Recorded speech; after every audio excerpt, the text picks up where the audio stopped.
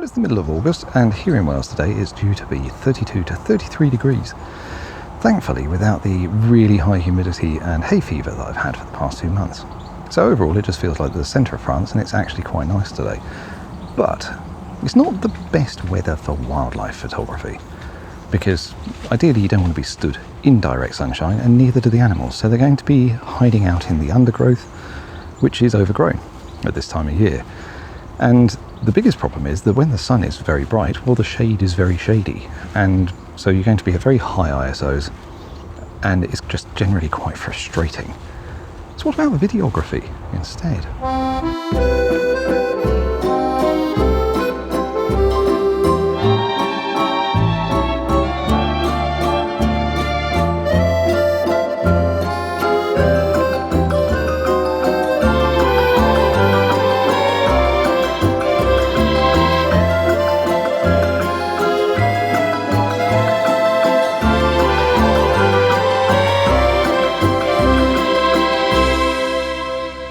So I'm down by the river where it is slightly less hot, and also this is the only place I've seen anything moving at the moment.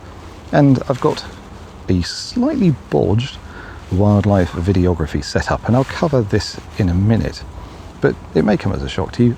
I'm quite new to this. I obviously make a lot of video, and I have done for a long time. I had a big gap between college and university and actually starting the YouTube channel, but I did a lot of video back in the past.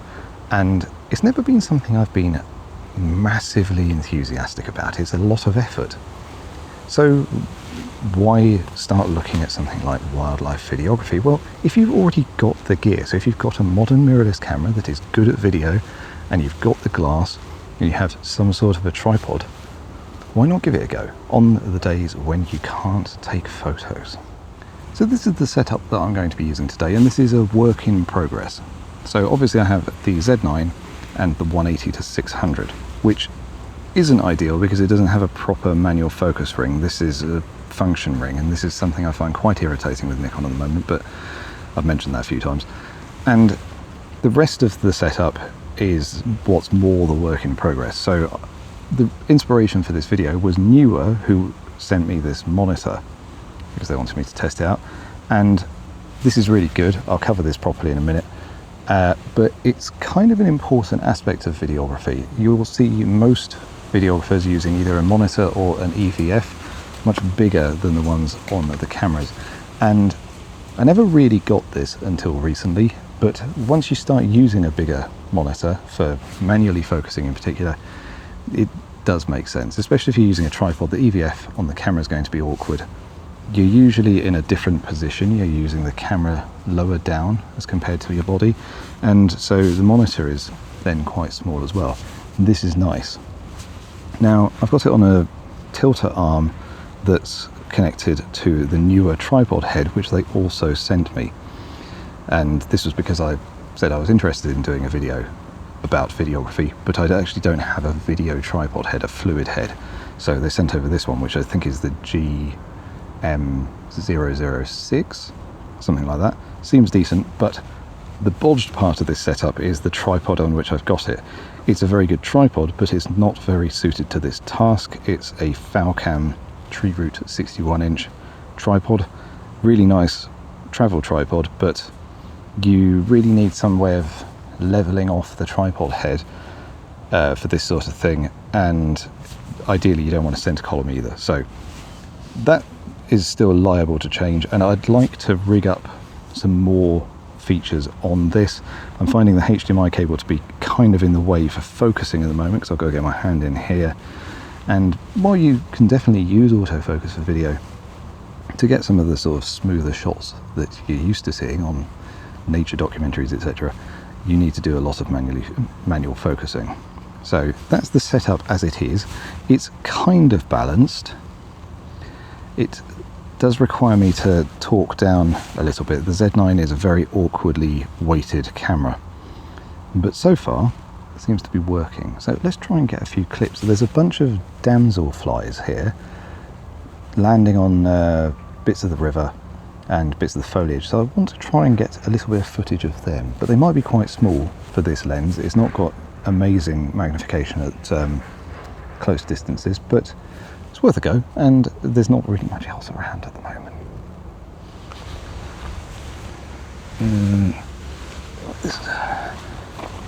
So I'm hoping I'll be able to see through that foliage okay. We'll find out, I suppose.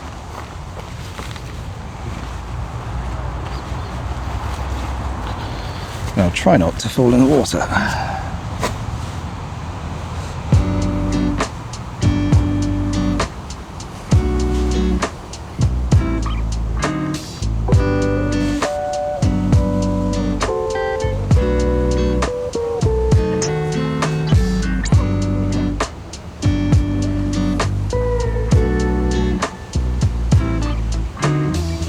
Go up to F11 here as well. Get more things in focus.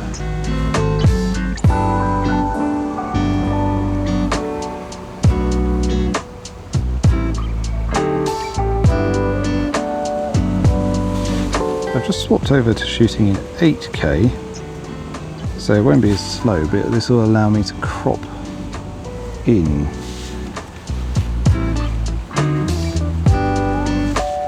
Quite fascinating to watch, the damselflies. I think that's what these are anyway, the blue-winged things. Try not to fall in the water. Oh, quite happy with that. I'm going to try and move, find something else.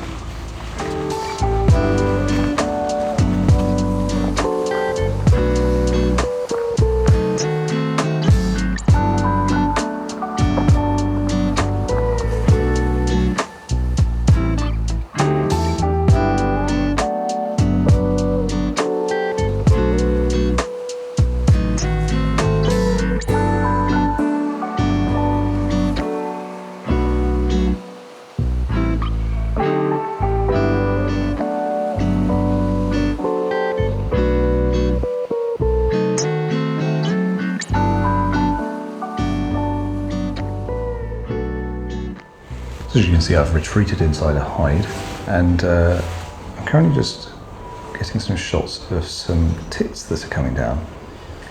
Great tits, I think. They're coming down for food. People leave food on the shelves of this hide quite a lot. It's a metal hide, so it sounds very echoey, as you can probably tell on the microphone. And that's because the old ones kept getting burnt down. So this is just a converted shipping container. It's quite warm in here. Even my hat is starting to feel quite tight. But I'm sort of trying to get used to filming. Obviously I'm in a different position right now. I am behind the camera, but that's partly just due to the space constraints in here.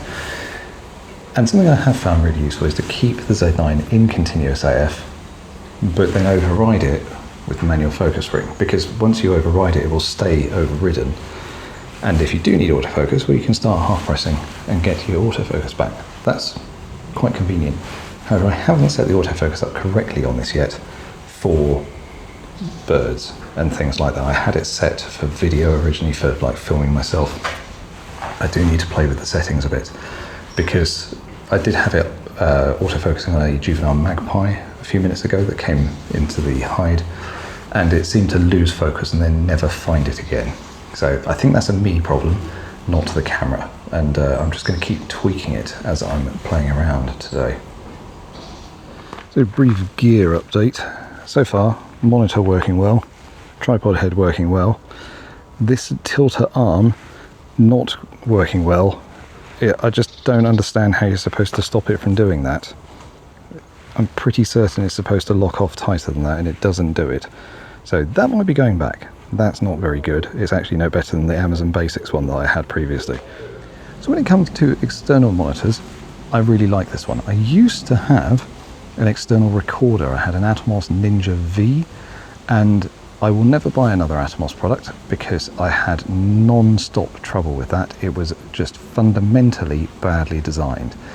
And one of the most irritating parts of it, aside from the fact that it bricked itself within 1 year, after its fans had already died after a couple of months, just so many problems. One of the biggest problems with it was really noisy. If you had an SSD in the back of it, it covered up the fan exit, the vent, and it made a lot of noise, which makes it very useless for wildlife. This is really quiet. It does have a fan, and I can just about hear it if I stick my ear right on the back. but otherwise it's practically inaudible. It's one of the hottest days of the year here in the UK, and I have absolutely no problems using it. It's basically silent. I think the fan on the S5 II is actually louder, so that's really interesting. It's only a monitor and not a recorder, unlike with the Atomos I had before, but I don't need a recorder. The Z9 records and is better at it than most of those. So overall, I find this really interesting. It's got some really nice little features. I really like how bright it is. That is very useful for me because I want to use it in direct sunlight. And as I think I said earlier, EVFs are great, but not if you wear glasses. And if you're doing video and you're going to be using the camera in a more awkward sort of setup, in a different way, you tend to use them and hold them differently, then having a large external monitor that's still bright enough in bright sunlight is really, really useful. Although I'm not shooting sat in the sunlight today because of the lack of an ND filter. It's got some nice tricks to it as well. It takes 2 batteries, so you can hot swap them. I do like that, and I do have a couple of spare batteries for it as well, some slightly smaller ones. You can mount it vertically if you so desire, which I think is quite interesting if you're doing a lot of monitoring for YouTube Shorts and Instagram sort of stuff, I guess. It's got an absolute ton of ports. It's got a lot of ways of powering it. Currently I'm powering it with these batteries. These are a type of Sony battery, although these are also newer batteries. You can power it via a like a barrel plug or with USB-C as well. I think it's really quite interesting, and you can load your external LUTs onto it as well. So I'm filming it in N-Log, Nikon's log profile, and I have their new red LUT on here, which is the one they recommend these days. And it's really nice to be able to see how it's all working. So overall, I'm finding it really nice to use, and this is a really novel shooting setup for me. I wouldn't use this for photography, obviously, but for video, there is something quite pleasing about it. To be able to sort of stand more inwards to the camera and to be able to sort of slowly control it and get nice panning motions. It's nice to have a really clear, big screen to look at.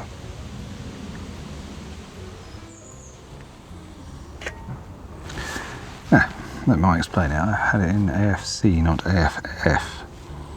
So now it's in full-time focus. I think it should still let me override it though. Cool. So I just saw what I think was a sparrowhawk chase a pigeon out of the tree, but it didn't look like it was putting in a huge amount of effort to chase it.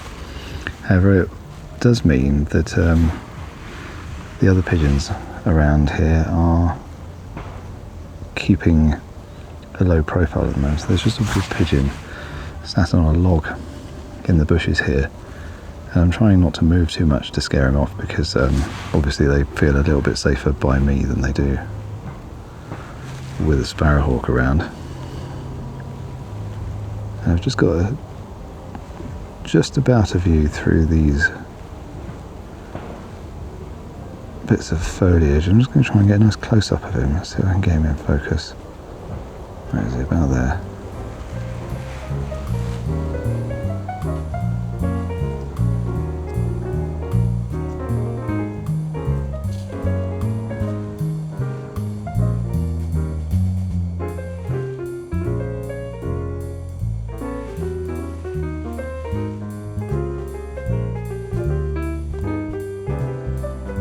Yeah, since I found out that I was in the wrong autofocus mode and it's now in full-time AF, it is working better with autofocus for video. Now, I am trying to shoot more with manual focus, but with such a small focus ring in a very inconvenient location, it is quite irritating on this lens.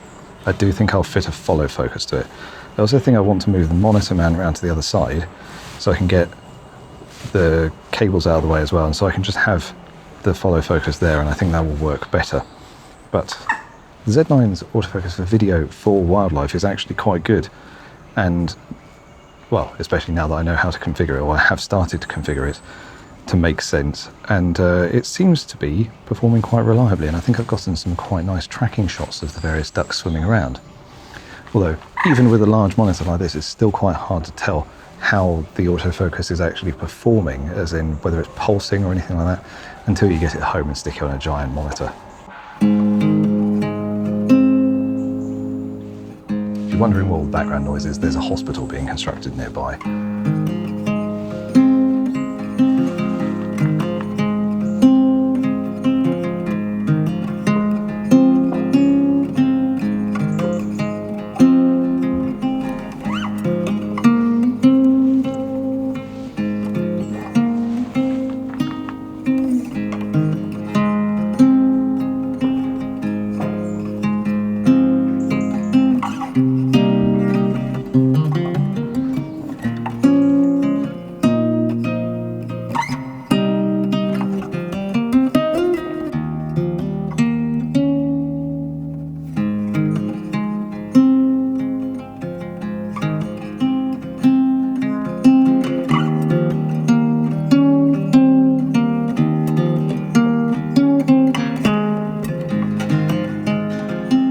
Let's have a duck a little bit further along. Okay.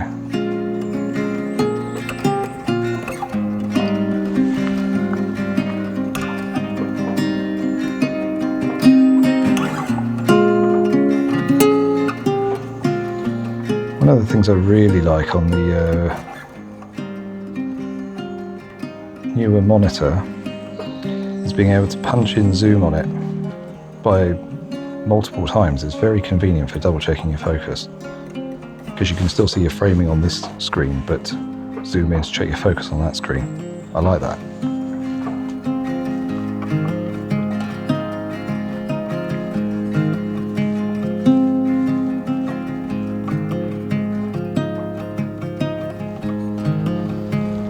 Well, rather worryingly, I am now out of memory card space on the Z9. I say worryingly because there's two 512 gig cards in there, and they're mostly going to be full of sleeping ducks. Anyway, that's it for this video. I'm very, very warm and very tired now because there's a lot of gear to lug around. Let me know your thoughts down below. I'm quite new to wildlife videography. It's something I'm very interested in, but I'm definitely still learning, and if you have any gear recommendations or things I could do better, I'd love to hear them. So please do put them down in the comments below. And I'll put a link to another channel that I think was really useful for me learning at least something about this on the end screen. But thanks for watching. I'll catch you next time.